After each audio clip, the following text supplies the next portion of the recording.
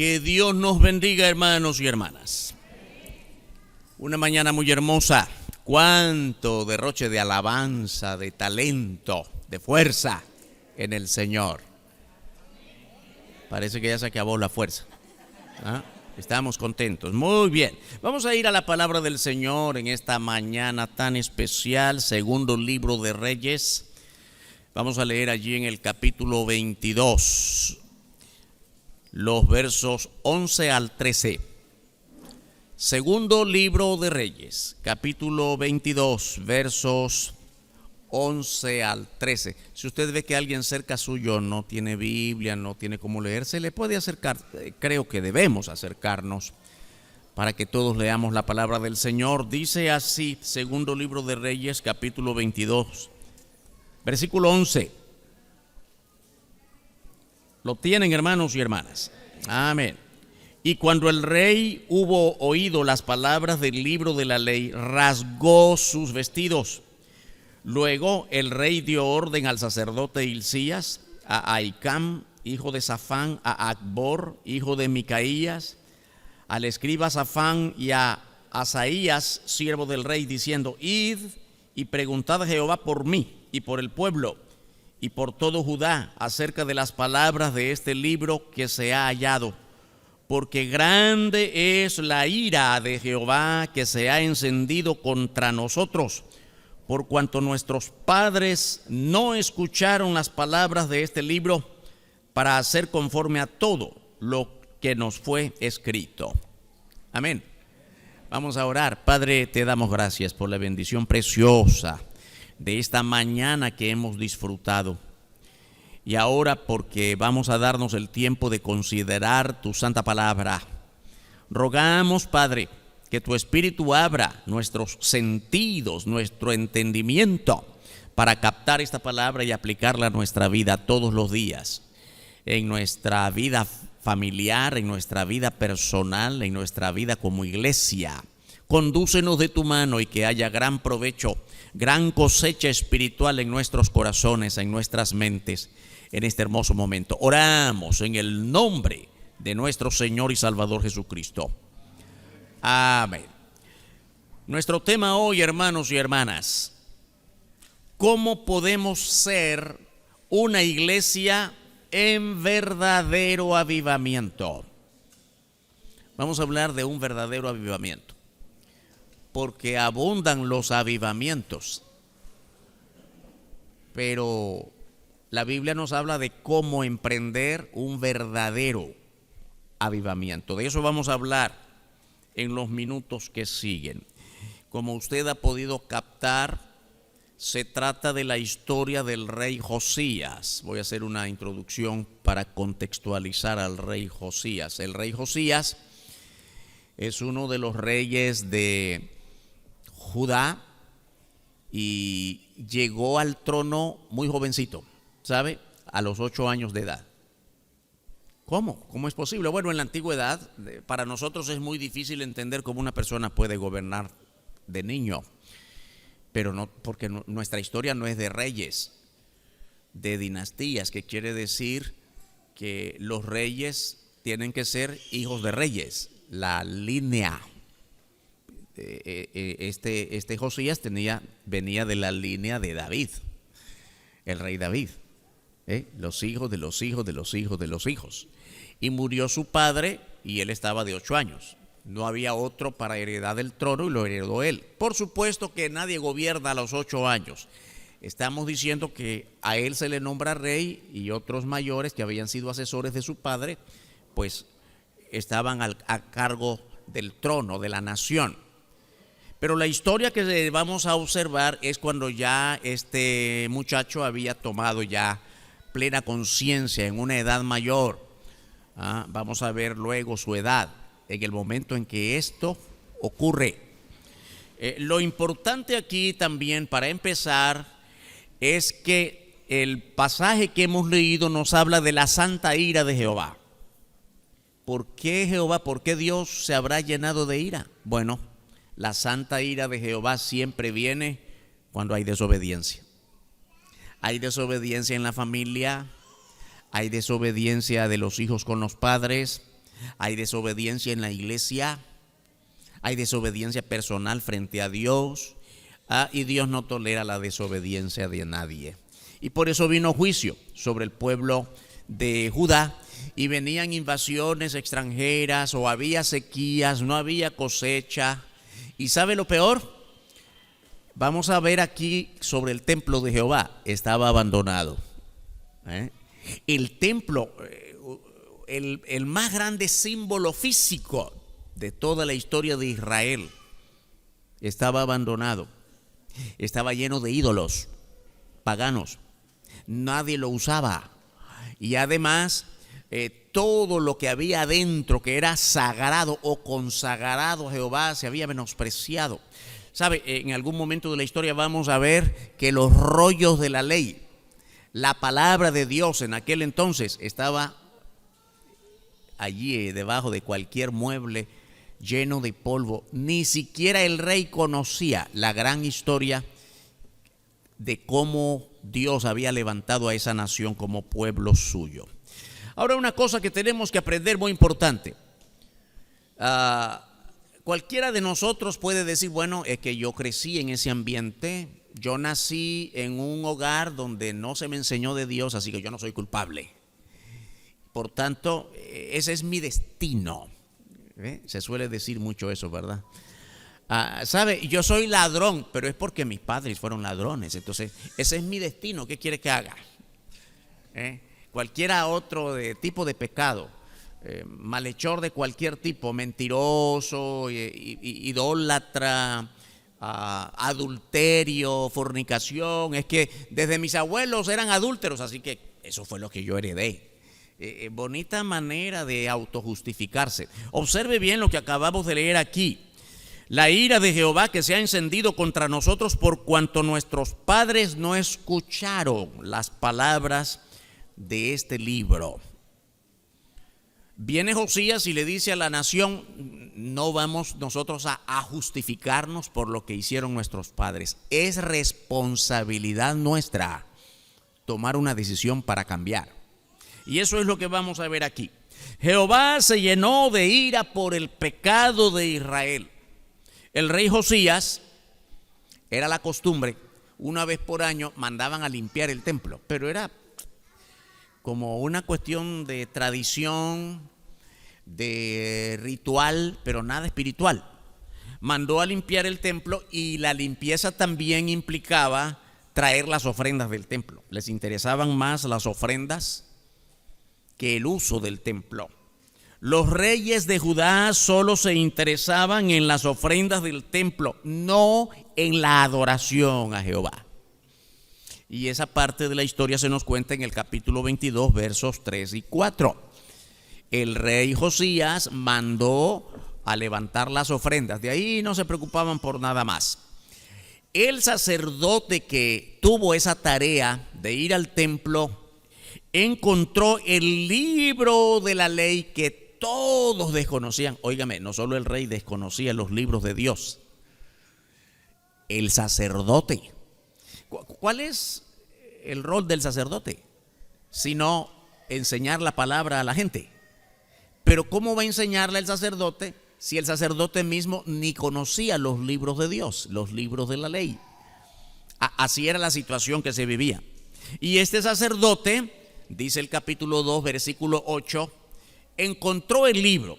Entonces dijo el sumo sacerdote Hilcías al escriba Safán: he hallado el libro de la ley en la casa de Jehová. E Hilcías dio el libro a Safán y lo leyó. Óigame qué cosa. El sumo sacerdote leyendo por primera vez en su vida los libros de Dios. Qué triste sería para nosotros, hermanos, en 62 años de historia de esta iglesia, que es lo que estamos celebrando hoy.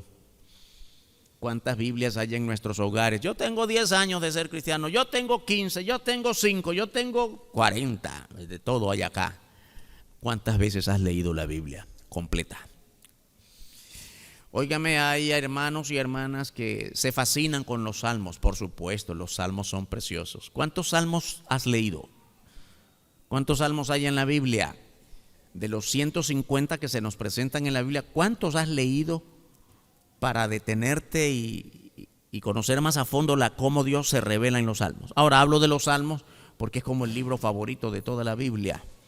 Y de vez en cuando memorizamos algún versículo, Juan 3:16, Primera de Corintios 5:17. Tenemos nuestros pasajes favoritos, pero ¿has leído la Biblia completa al menos una vez en 10 años de ser cristiano? Bueno, para darnos una idea, siempre que preguntamos esto, ¿cuántos han leído una vez toda la Biblia, del Génesis al Apocalipsis? La respuesta siempre es la misma. Tal vez uno, tal vez dos, o ninguno. Completa. Esto era lo que estaba pasando en medio del pueblo de Israel. Los mismos sacerdotes, los mismos líderes de la nación no conocían los libros que Dios había dado a esa nación y le había llamado Nación Santa. ¿Recuerda los otros títulos? Pueblo escogido, real sacerdocio. Eso eran ellos, pero no lo sabían, porque se habían desprendido de Dios desde hacía mucho tiempo. El mismo rey desconocía la ley de Dios, la ley que Dios les había dado. Se nos cuenta esto en el capítulo 22, los versos 9 y 10. Viniendo luego el escriba Safán al rey, dio cuenta al rey y dijo: tus siervos han recogido el dinero que se halló en el templo y lo han entregado en poder de los que hacen la obra, que tienen a su cargo el arreglo de la casa de Jehová. Asimismo el escriba Safán declaró al rey diciendo: el sacerdote Hilcías me ha dado un libro. Y lo leyó Safán delante del rey. No dice aquí, y encontramos los libros que Dios nos dio, el libro de Dios. No dice, un libro parece interesante.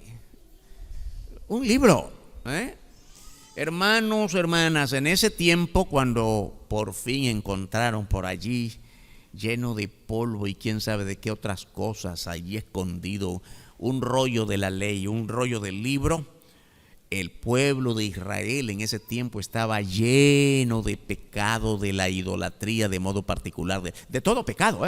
Cuando una nación, un pueblo, una familia, una iglesia está en pecado, hay todo pecado. Pastor, ¿la iglesia también? Sí, en la iglesia también hay pecado. Toda iglesia. Porque donde hay ser humano hay pecado. ¿Estamos claros de eso? Donde hay ser humano hay pecado. Entonces, había pecado de toda clase, pero siempre Dios resiente un pecado en especial: el de la idolatría. El pecado de la idolatría impedía la comunión del pueblo con Dios. Capítulo 22, versos 14 al 17. Había todo tipo de idolatría, pero quiero leer el verso 16 y 17. Así dijo Jehová: he aquí yo traigo sobre este lugar y sobre los que en él moran todo el mal de que habla este libro que ha leído el rey de Judá, por cuanto me dejaron a mí y quemaron incienso a dioses ajenos, provocándome a ira con toda la obra de sus manos. Mi ira se ha encendido contra este lugar y no se apagará. Esa es la ira santa de Jehová. Lo que el Señor más resiente es la idolatría. Muchas veces hemos explicado por qué. Óigame, cuando nosotros cometemos pecado de cualquier clase, mentimos, que es un pecado muy común. Yo miento contra usted, o robo, yo robo a usted, o difamo, levanto murmuración, lo estoy haciendo contra usted. Los pecados que cometemos son pecados unos frente a otros o contra otros. Pero el pecado de idolatría es muy especial, porque ese es un pecado personalmente contra Dios. ¿Sabe por qué? Porque la idolatría significa quitar a Dios y poner cualquier cosa. Una imagen, una ideología, o yo mismo, o el trabajo. Mi Dios es el trabajo. O nadie me mueve de pensar lo que yo creo. No importa lo que diga la Biblia. Bueno, es otra forma de idolatría. Pensamos que idolatría es lo más común, la idolatría religiosa. Postrarse frente a una imagen, cualquiera que esa imagen sea.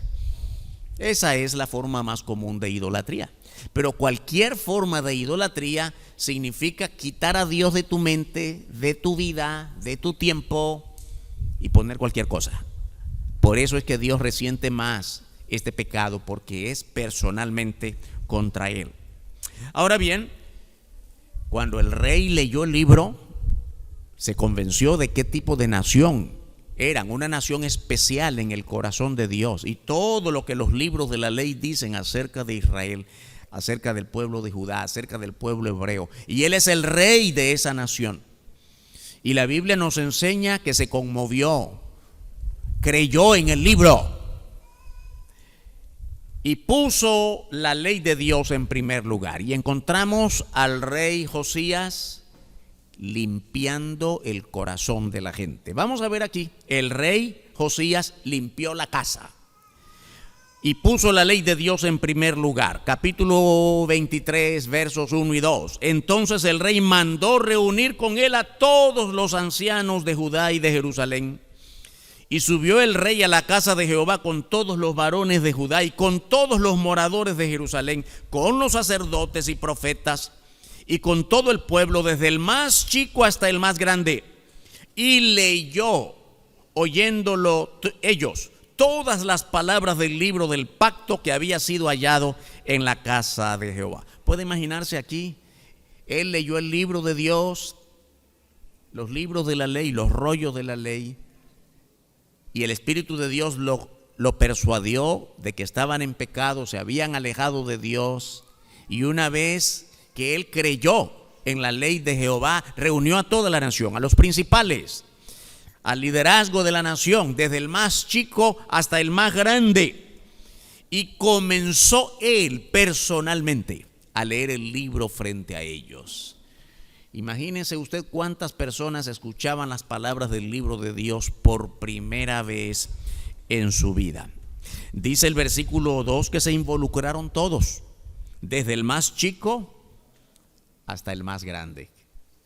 Pensemos en todos estos detalles. ¿Cuántos en tu casa conocen la Biblia? Bueno, de vez en cuando me reúno con mi esposa y solo los dos leemos. ¿Cuántos hijos tienes en casa? ¿Cuántas veces has leído, estudiado, meditado la Biblia con tus propios hijos? A veces estamos más dispuestos a compartir la palabra con el vecino, pero la palabra de Dios no ha llegado a tu propia casa, no ha pasado por allí. Aquí se involucraron todos, desde el más chico hasta el más grande. Y según el versículo, el rey personalmente leyó las escrituras, siempre en el versículo 2, y leyó oyéndolo ellos todas las palabras del libro del pacto. Subrayo la palabra todas. ¿Cuánto leyó? Todo el libro. No un versículo por aquí, otro versículo por allá, qué interesante, me gusta este, lo voy a memorizar. Los otros están como medio aburridos. No, todo el libro. ¿Cuántas horas pudo haber pasado Josías frente a los líderes de la nación leyendo todo el libro de Dios? ¿Cuántas horas pasamos en nuestra propia familia meditando la palabra de Dios?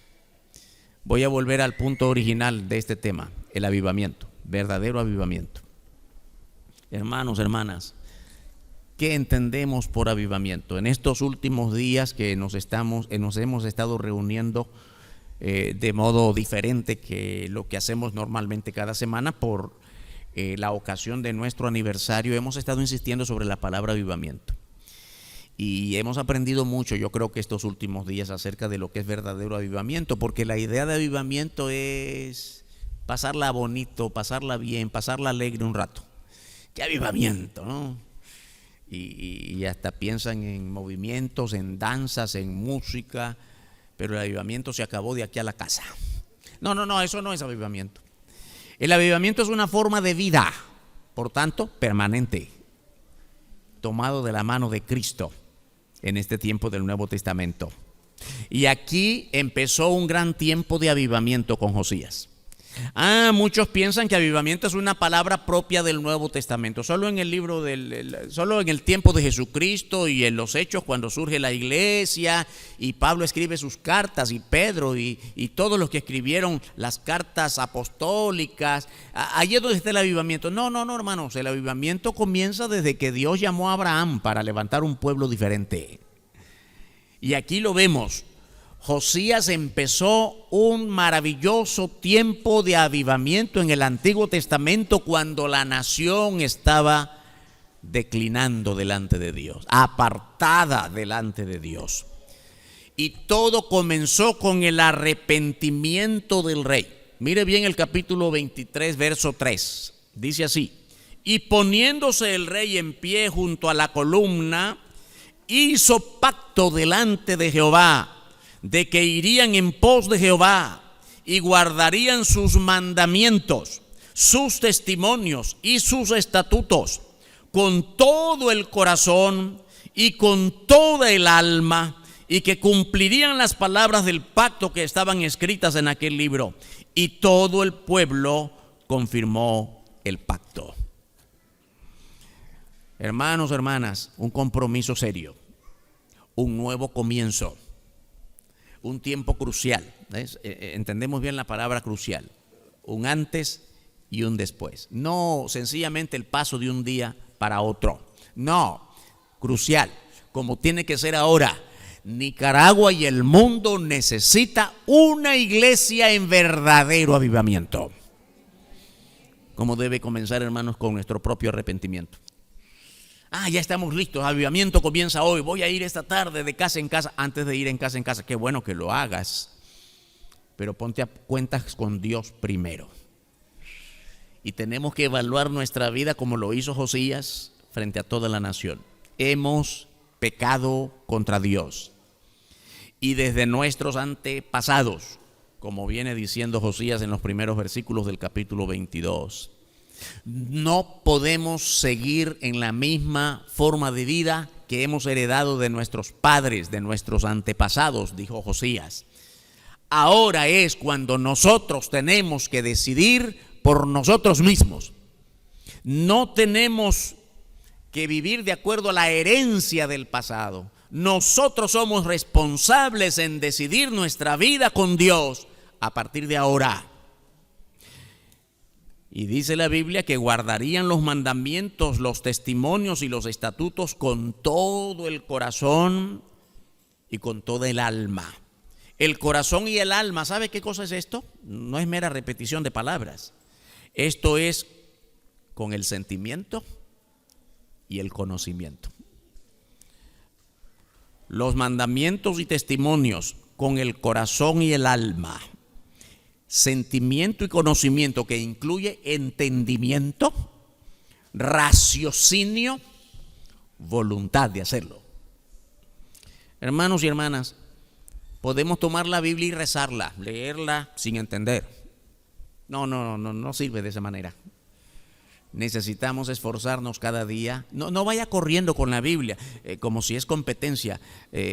Aquel lee más rápido que yo y ya va por Lucas y yo apenas no he salido del Antiguo Testamento. No lo tome como competencia. Deténgase, medítelo, disfrútelo, saboréelo. La Biblia es un deleite para nosotros. Amén, hermanos. La Biblia es dulce al paladar. La misma Escritura nos señala lo sabroso que es entender la Biblia. ¿Y cómo podemos entenderla? Cuando dedicamos tiempo para meditarla. Y cuando no lo hacemos solo para nosotros, la compartimos con otros. Observe bien, cuando el rey emprendió esta tremenda tarea de enseñar y empezar leyendo a la gente y después enseñarla y meditarla él mismo, entonces hizo cosas, aquí vamos a mencionar formas verbales muy interesantes. Mire, una cosa antes de eso. Hay una expresión muy importante que debemos aprender, tanto para la nación como para la familia, como también para la iglesia. Tal el rey, tal la nación. Así como es el rey, así es la nación. Tal el padre, tales los hijos. Tal el liderazgo de la iglesia, tal es la iglesia. Eso habla muy bien del rol del liderazgo en cualquier forma de liderazgo que emprendamos. ¿Cómo es tu liderazgo en casa, hermano o hermana? ¿Cómo es tu liderazgo en la iglesia? Bueno, es que no tengo cargo. ¿Quién te dijo que para ser líder hay que tener un cargo? No es lo mismo. Qué bueno que hay hermanos y hermanas que tienen cargos, pero los cargos son temporales. Yo recuerdo hace algunos años una hermanita que era diaconisa de nuestra iglesia. Óigame, qué trabajadora en todo, ya sea de servir y poner y quitar, o de evangelizar, o de discipular. Qué tremenda la hermana. Un día ya no la vimos con tanta fogosidad, con tanto entusiasmo. Hermana, ¿qué le pasó? Ya no viene a las reuniones. Es que ya no soy diaconisa. Era por el cargo. Mientras duraba su cargo, usted era activa. Hermanos, no tiene nada que ver el cargo. Necesitamos cargos, necesitamos personas que hagan cosas. Pero de eso no depende tu liderazgo ni tu comunión con Dios. Con cargo o sin cargo tenemos mucho que hacer para la gloria de Dios. En la casa, en el trabajo, en el aula de clase, con quienes estudias, tu liderazgo en el vecindario. La gente tiene que verte como ejemplo. Y eso es lo que hizo Josías con tremenda responsabilidad. El rol del liderazgo es fundamental en todo colectivo humano. Tales los líderes, tal la iglesia. Líderes que discipulan, vamos a tener una iglesia discipulando siempre. Líderes que enseñan la palabra, vamos a tener a toda una iglesia enseñando la palabra en todas partes. Líderes que no se mueven, una iglesia que no se va a mover para ninguna parte. Líderes que no enseñan entusiasmo, una iglesia apagada. Sí, tal el liderazgo, tal la iglesia. Tales padres, tales los hijos. Tales familias, tales iglesias conformadas por familias sólidas en la fe. Vamos a hacer un resumen de lo que hizo Josías. No vamos a ir a todos los versículos, pero usted puede leerlos en casa, capítulo 23, versos 4 al 20. Anótelo por ahí. No se confíe de su memoria, no, anótelo en alguna parte. Capítulo 23, versos 4 al 20. No vamos a ir a todo ese pasaje, pero vamos a hacer un resumen de cosas precisas, objetivas, reales que hizo Josías. Dice la Biblia que sacó los utensilios, óigame bien, en el templo de Jehová había utensilios dedicados a Baal, un dios que nada tenía que ver con el pueblo de Israel. Un dios falso, por supuesto, porque solo Dios es Dios. Amén, hermanos. De repente hay algunos que tienen otros diosesitos por ahí. No, solo Dios es Dios. Y allí en el templo de Dios habían estatuas para Baal y utensilios para otros dioses paganos. Sacó utensilios. También dice quitó. También dice quemó. Quemó todo aquello que era idolátrico. No solo lo que estaba en el templo, sino también fuera del templo. Estatuas en las lomas, en los cerros que abundan cerca de Jerusalén. Habían altares de adoración pagana. Quemó, destruyó, convirtió en polvo, derribó, acabó con la prostitución idolátrica. ¿Qué será eso? Prostitución idolátrica. ¿Sabe que habían religiones antiguas que tomaban a doncellas, a mujeres, y que las prostituían para culto a esos dioses? Una cosa muy extraña, no tenemos el tiempo para ir con detalles a eso. Así que a eso se refiere aquí cuando dice que acabó con la prostitución idolátrica. Y también menciona la palabra destruir, dice destruyó. Sacó el polvo fuera de la ciudad, todo aquello que había quemado. Limpien aquí, no queremos nada, ni siquiera las cenizas, fuera. Porque esta nación se va a convertir en una nación santa para Dios. El gran avivamiento que inició Josías y lo desarrolló con gran éxito. Hermanos y hermanas, el arrepentimiento y la limpieza de sus corazones dieron lugar a un verdadero avivamiento. ¿Con qué comienza un verdadero avivamiento? Con limpieza del corazón, con limpieza de nuestra mente, con verdadero arrepentimiento de toda forma de pecado. El capítulo 23, leo los versos 21 y 23, dice la escritura: entonces mandó el rey a todo el pueblo diciendo: haced la Pascua a Jehová vuestro Dios conforme a lo que está escrito en el libro de este pacto. Mire bien lo que dice ahora el versículo que sigue. No había sido hecha tal Pascua desde los tiempos en que los jueces gobernaban a Israel, ni en todos los tiempos de los reyes de Israel y de los reyes de Judá. A los 18 años del rey Josías fue hecha aquella Pascua a Jehová en Jerusalén. ¿Sabe lo que está diciendo aquí? La Pascua, si recordamos, muchas veces hemos estudiado esto. ¿Qué cosa es la Pascua? La Pascua es la celebración que Dios estableció para el pueblo de Israel cuando salieron de la esclavitud de Egipto, y mandó que se celebrara cada año. Y aquí nos dice claramente que por tantos años atrás no se había celebrado una sola vez la Pascua. Y la Pascua es apenas una de las tantas celebraciones que Dios había establecido para el pueblo de Israel y para él, para gloria de su nombre. No la habían celebrado. Y Josías incluyó esta celebración de la Pascua por primera vez después de muchísimos años que no se había celebrado. Dice que la nación ya se había dividido para esta época. Al norte habían sido la nación de Israel, 10 de las 12 tribus de Israel, y al sur Judá, 2 de las 12 tribus. Mira bien, tanto pecado que ya muchísimo tiempo atrás se habían dividido. Parte de las consecuencias del pecado, porque un pueblo que abandona a Dios, que se aleja de Dios, ni siquiera es capaz de mantenerse unido. Se dividieron, y allí toda clase de pecado. Dice la Biblia, a los 18 años del rey Josías fue hecha aquella Pascua. Entonces era un rey muy joven todavía. ¿Sabe cuántos años tenía?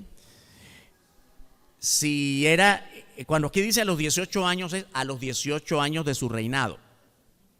Más sumamos los 8 años, que era la edad en la cual había llegado al trono. Tenía 26 años, eso es verdad, 18 más los 8 años de edad. Muy joven, pero así de muy joven creyó a Dios, se convirtió de verdad, enseñó la palabra de Dios a la nación y emprendió todo lo que ya dijimos: quemó, derribó, destruyó, limpió la casa de Dios. Limpió la casa de Dios, hermanos. Yo creo que a lo mejor el silencio es porque necesitamos limpiar nuestras casas, nuestro corazón, nuestra mente, nuestra iglesia. Hermanos, aquí la casa no es solo el templo de Jerusalén. Limpió la casa limpió la nación. ¿No cree usted que nuestras naciones necesitan ser limpiadas? Sabe que el hombre puede tener grandes propósitos de limpiar cosas, de hacer cosas buenas, pero solito no puede. Sin Dios o fuera de Dios es imposible limpiar, aunque sea un trapo. No, necesitamos que Dios nos guíe para limpiar primero nuestro corazón. El matrimonio, los hijos, la casa, la familia, el trabajo, las finanzas, la iglesia. Hermanos, verdadero arrepentimiento como inicio de un verdadero avivamiento. Era muy joven y se necesitaba mucho valor para hacer lo que hizo. Tenía apenas 26 años. Dice el segundo libro de Reyes, capítulo 22, versículo 1, cuando Josías comenzó a reinar era de 8 años. Está en el capítulo 22, verso 1. Más 18 que tenía de gobernar. Estamos claros que era muy jovencito. Muchas veces decimos, quisiera hacer cosas, pero no es mi tiempo todavía, estoy muy joven. No, ahora es cuando se puede. Ahora, cuando tienes energías, cuando tienes fuerzas, cuando tienes valor, ahora es cuando puedes empezar. Habían permanecido tan lejos de Dios que no habían celebrado la Pascua desde el tiempo de los jueces, aún antes de que se gobernaran por reyes. Ya habían dejado de celebrar la Pascua. Ahora bien, hermanos y hermanas, la Biblia nos enseña que cuando hay verdadero testimonio de fe delante de Dios, Esa es una nación, esa es una vida cristiana, esa es una iglesia que perdura para siempre. Está sustentada en el poder de Dios. Capítulo 23, verso 25 dice, oiga bien lo que dice aquí, muy importante. Prácticamente al final de la vida de Josías, no hubo otro rey antes de él que se convirtiese a Jehová de todo su corazón, de toda su alma y de todas sus fuerzas, conforme a toda la ley de Moisés, ni después de él nació otro igual. Ah, qué cosa tan grande. Hermanos y hermanas, ¿no nos gustaría que se diga de nuestra iglesia lo mismo que se dice de Josías 50 años después de nosotros, 10 años después de nosotros? No hubo otro avivamiento ni antes ni después, como los hermanos del 2021 tuvieron gran avivamiento. Perdón, me equivoqué. ¿No? ¿Deseamos un avivamiento así? Que se diga mucho tiempo después, no hubo tan grande avivamiento después de esa generación, ni antes ni después, como se dice de Josías. ¿No le parece una cosa maravillosa? Se convirtió a Jehová de todo su corazón, de toda su alma, de todas sus fuerzas. No hubo otro como él, ni antes ni después. Hermanos, pero hay que emprender con valor lo que este hombre hizo. No fue de palabritas, no fue de simple buena voluntad o de buen deseo, fue de hechos. Y hay que estar claros, hermanos y hermanas, que hechos como este no reciben el aplauso de la gente. Usted puede imaginarse cuánto tiempo habían pasado bajo el dominio de la idolatría y que habían ídolos en las casas y que vino Josías y limpió todo. Y la gente no le va a aplaudir. Qué alegre lo que está haciendo. No, seguro que querían matarlo. Seguro que se ganó el odio de todos, pero estaba lleno del poder de Dios. Hermanos, esto es verdadero avivamiento, ser llenos del poder de Dios. El avivamiento comienza con decisiones firmes. Nuestro avivamiento hoy tiene que comenzar tomando decisiones valientes en cada área de nuestra vida. Debemos empezar, hermanos y hermanas, descubriendo qué cosas impiden el avivamiento. Y vamos a encontrar cosas como esta.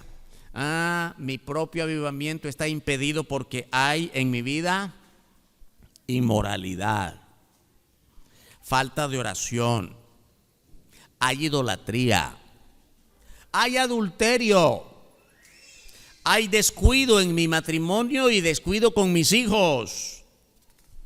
Quiero recordarle lo que dice, porque esta historia está en el Antiguo Testamento.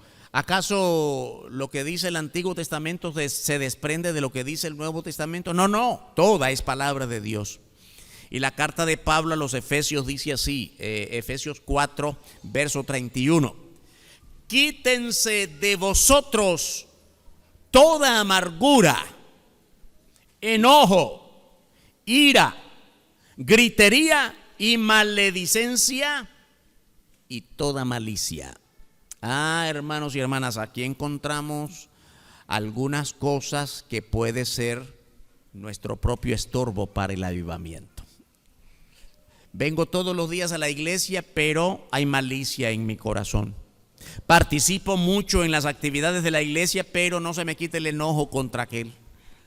Y soy una persona de mucha ira.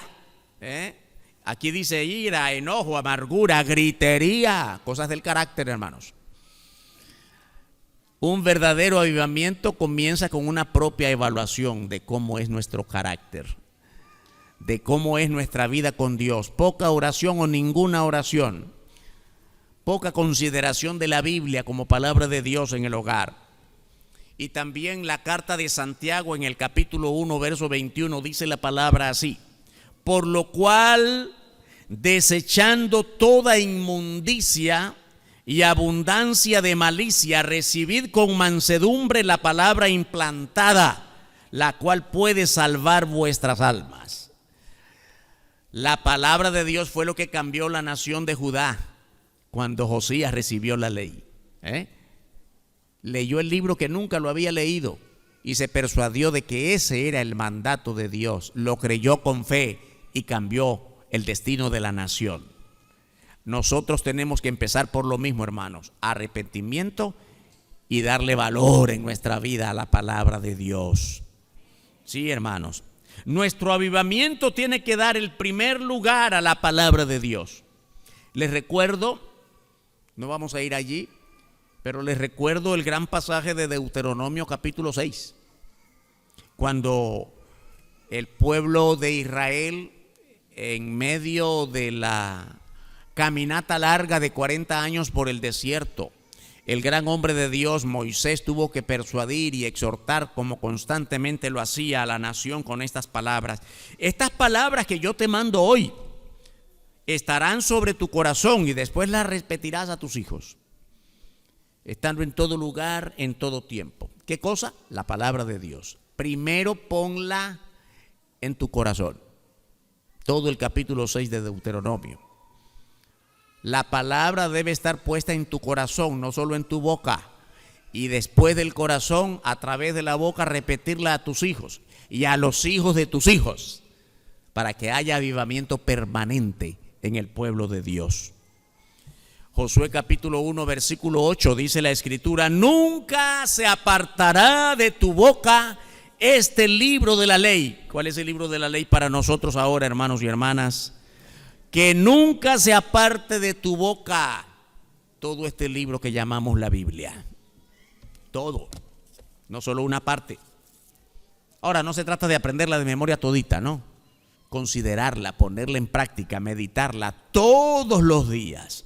Nunca se apartará de tu boca este libro de la ley, sino que de día y de noche meditarás en él, para que guardes y hagas conforme a todo lo que en él está escrito, porque entonces harás prosperar tu camino y hay un resultado maravilloso. ¿Alguien lo sabe de memoria? Y todo te saldrá bien. Ay, pastor, ahí no hay manera que me salgan bien las cosas. Sí, porque no andamos en avivamiento. No hay manera que nos salgan bien las cosas, y no es que la palabra miente, sino que nosotros no estamos bien delante de Dios. Hermanos, hermanas, verdadero avivamiento trae como resultado que todo nos saldrá bien. Nuestro avivamiento no puede ser a medias, sino perdurable. Que se diga que no hubo nada parecido antes ni después. Segunda carta de Pablo a los Corintios 5:17. Por casualidad lo sabe de memoria, uno de los pasajes más conocidos de toda la Biblia. De modo que si alguno está en Cristo, nueva criatura es. Las cosas viejas pasaron, he aquí todas son hechas nuevas. Hermano, hermana, ¿tu vida es hecha nueva? ¿Vives en una nueva vida con Cristo? Qué bonito esta mañana en los cumpleaños, ¿verdad? Ya el hermano Álvaro nos dio un buen ejemplo. Solo celebramos el cumpleaños. Nací en tal o cual fecha, pero nací de nuevo, casi nadie lo celebra. Es la fecha más importante. Para mí más importante que cuando viniste a este mundo, porque naciste a una vida nueva. Todo lo demás quedó atrás. Nueva vida en Cristo, nueva criatura. Las cosas viejas, ¿qué se hicieron? Las cosas viejas pasaron, hermanos, no más. La ira, la angustia, el miedo, la desesperación, cualquier forma de pecado, el resentimiento, el sentido de venganza, las cosas viejas pasaron. Todo lo demás es hecho nuevo. Son pasajes tan conocidos de la Biblia. Pero ¿qué cuesta ponerlos en práctica para vivir un verdadero avivamiento? Gálatas 2:20. Con Cristo estoy juntamente crucificado, y ya no vivo yo, mas vive Cristo en mí.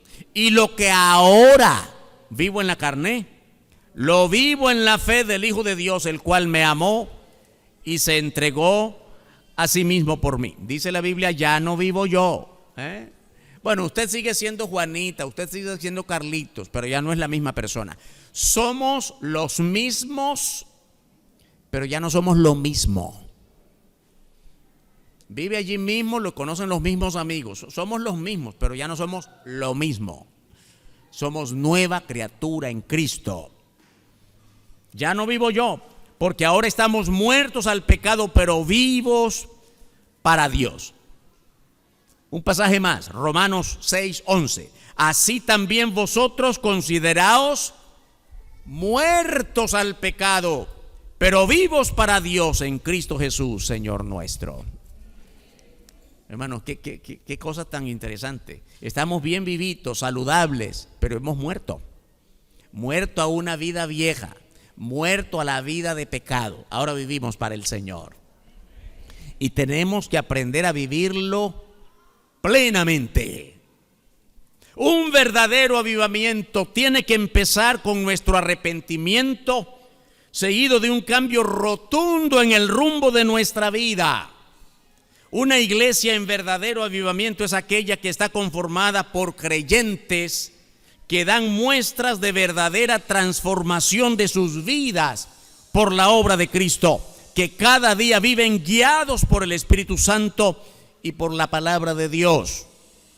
Cristianos que se niegan a toda forma de pecado y que están dedicados a la predicación constante del Evangelio. Vamos a orar. Padre, te agradecemos la bendición maravillosa de este tiempo que nos has dado y porque nos has permitido meditar en tu santa palabra. Gracias, Padre, porque ahora podemos entender mejor lo que significa un verdadero avivamiento. Señor, mucho mencionamos esta palabra, pero estamos llenos por todos lados de falsas formas de avivamiento. Te rogamos que nos ayudes a empezar bien, evaluando nuestra vida y arrepintiéndonos de todo pecado y dedicándonos por entero a vivir de manera plena la nueva vida en Cristo. Te rogamos bendición por nuestra iglesia, por nuestras familias, por el liderazgo de nuestra iglesia y de cada uno de los ministerios que conforman nuestra iglesia. Señor, que todo lo que hagamos de aquí en adelante sea para gloria de tu nombre. Oramos todo esto en el nombre de nuestro bendito Señor y Salvador Jesucristo. Amén. Dios nos bendiga, hermanos y hermanas.